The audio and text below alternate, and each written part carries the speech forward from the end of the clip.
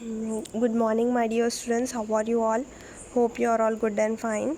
So, in today's class, we will start our third lesson, the world of microorganisms, part 2. तो last class में हम world of micro organisms part 1 discuss करे थे, यानी bacteria और viruses के बारे में. तो आज की क्लास में हम डिस्कस करते हैं world of micro organisms part 2. So microorganisms our friends और फोर्स, यानी माइक्रो ऑर्गेनिजम्स क्या है? Those which are not seen with our naked eye. तो हम हमारी आंखों से नहीं देख सकते ये ऑर्गेनिजम्स क्या है? Small very minute. इन लोगों के लिए इलेक्ट्रॉन माइक्रोस्कोप चाहिए, तो ऐसे ऑर्गेनिजम्स को माइक्रो ऑर्गेनिजम्स बोलते हैं. तो माइक्रो ऑर्गेनिजम्स हमारे फ्रेंड्स है या फिर हमारे एनिमीज़ हैं. फोज यानी कौन? एनिमीज़. ठीक है ना. Let's see. Micro organisms are present in air, water, soil and within the bodies of animals and plants. ठीक है ना. कहाँ पर है micro organisms? Present in the air, water, soil,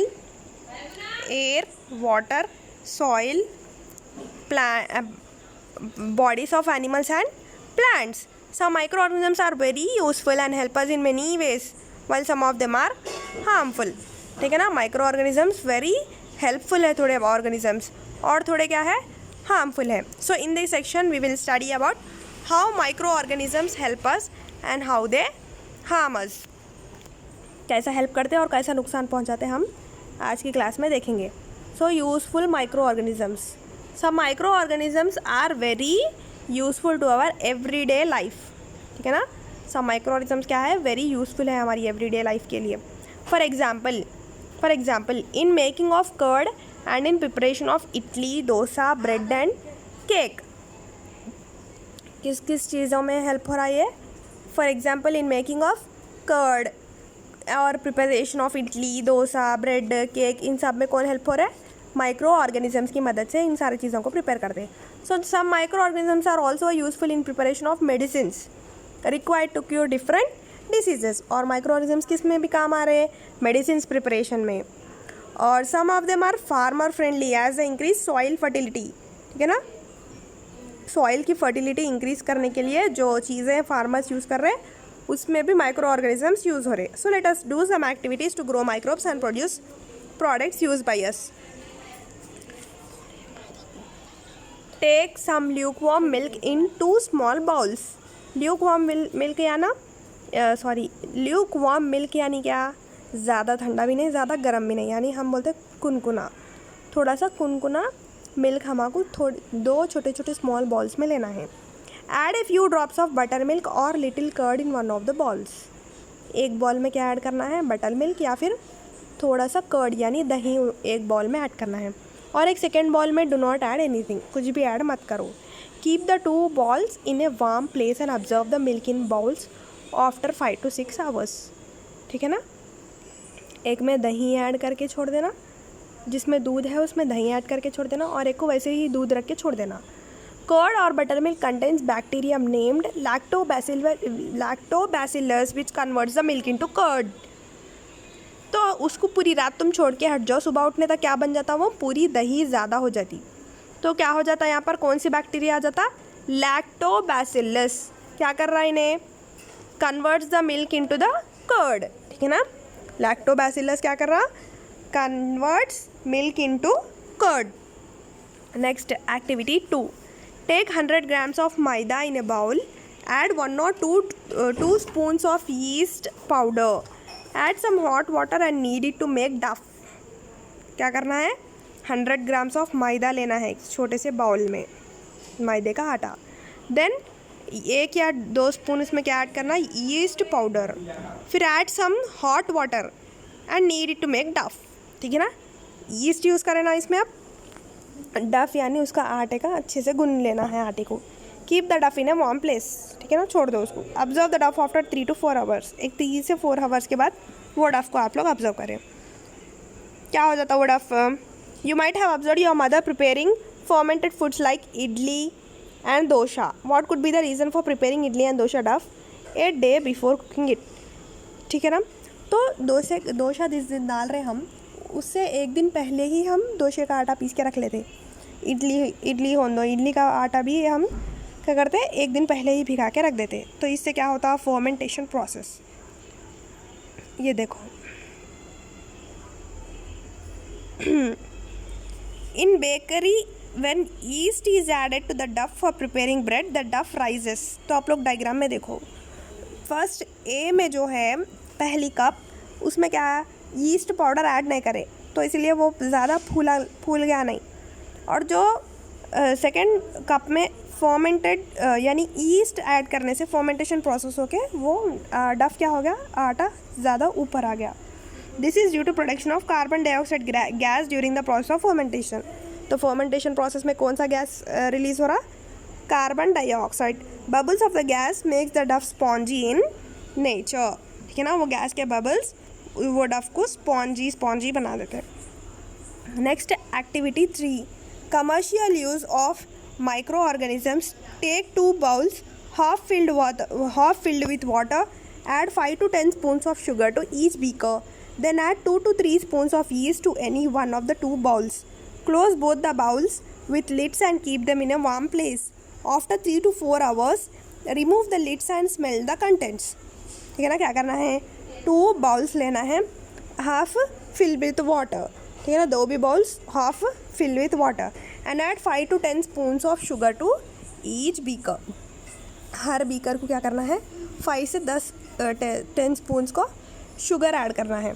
फिर 2 से 3 स्पून्स ऑफ यीस्ट, कौन से भी एक ही बॉल में यीस्ट ऐड करना है। Then close both the bowls with lids, then warm place में रख के 3 to 4 आवर्स के बाद ऑब्जर्व करो और उसके अंदर की स्मेल ऑब्जर्व करो, कैसी स्मेल आ रही। This is the characteristic smell of alcohol. कैसी स्मेल आती है अपने को, अल्कोहल की स्मेल आती। Sugars are converted into alcohol by yeast. Sugar को अगर हम यीस्ट ऐड करें तो किस में बन जाता वो, अल्कोहल, ड्रिंक बन जाती वो। So this process of conversion of sugar into alcohol is known as fermentation. क्या बोल रहे हैं, process of conversion of sugar into alcohol is known as fermentation. So this process is used on a large scale in the production of alcohol. तो कैसा alcohol prepare करने process क्या है, यही है। शुगर को क्या करते हैं, यीस्ट पाउडर डाल के उसको अल्कोहल बना देते हैं। Production of alcohol, wine, beer etcetera. Yeast is grown in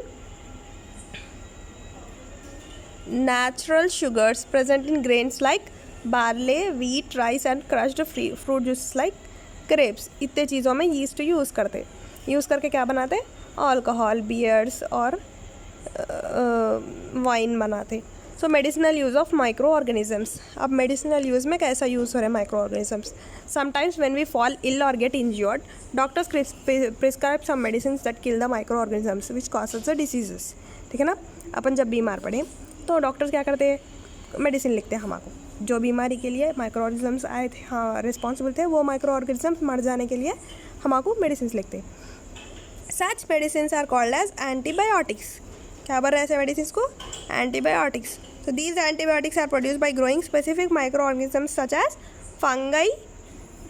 Nowadays, a number of antibiotics like penicillin, tetracycline, streptomycin and erythromycin are being produced.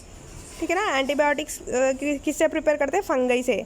तो नाउअडेज कौन से एंटीबायोटिक्स प्रिपेयर कर रहे हैं, penicillin, tetracycline, streptomycin and erythromycin. Antibiotics help in curing many bacterial diseases like typhoid, gonorrhea, diarrhea, tuberculosis and prevent infections like septicemia। ठीक है ना, antibiotics कौन से बैक्टीरियल डिसीजेस में हेल्प करते हैं, typhoid, gonorrhoea, diarrhoea, tuberculosis and prevent infections like septicaemia. तो antibiotics are also use to control the bacterial diseases in plants and animals. कितना सारा हेल्प कर रहे हैं एंटीबायोटिक्स अपने को। तो discovery of penicillin the antibiotic, देखो कौन डिस्कवर करे पेनिसिलिन, अलेक्जेंडर फ्लेमिंग।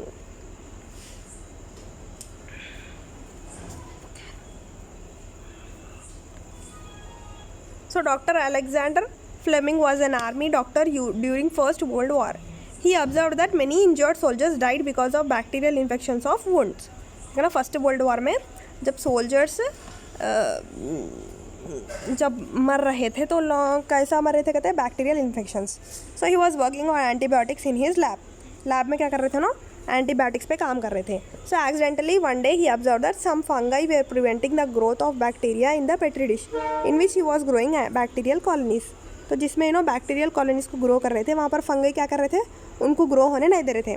तो ही separated the substances released by the fungus and tested it on some other disease causing bacteria. This substance also killed those disease causing bacteria. So the fungus was identified as Penicillium notatum. The substance which was produced by the fungus Penicillium was named as penicillin. ठीक है ना. तो कौन सा fungus था वो जो produce हो रहा था और दूसरों को भी प्रोड्यूस होने नहीं दे रहा था, कौन सा था वो, Penicillium notatum है उसका नाम. तो जो सब्सटेंस इन्हें रिलीज़ कर रहा था वो कौन सा सब्सटेंस था, penicillin. The discovery of antibiotic penicillin was announced in 1929 में penicillin discover हुई. In 1945 Dr. Alexander Fleming was awarded the Nobel Prize along with other scientists namely Dr. Howard Florey and Dr. Ernst Stein. ठीक है ना. इनको इस चीज़ को invent करने के लिए नोबेल प्राइज़ भी मिला अलेक्जेंडर फ्लेमिंग को. The discovery of penicillin paved the way to discovery of many antibiotics like streptomycin, erythromycin, etc. इसके साथ साथ इन लोगों ये दूसरे एंटीबायोटिक्स भी प्रिपेयर कर लिए. ठीक है ना. तो आई होप आप लोगों को आज की क्लास यहाँ तक समझ में आई होगी. नेक्स्ट टॉपिक है वैक्सीन. तो ये टॉपिक हम अच्छे से नेक्स्ट क्लास में डिस्कस करेंगे. Thank you.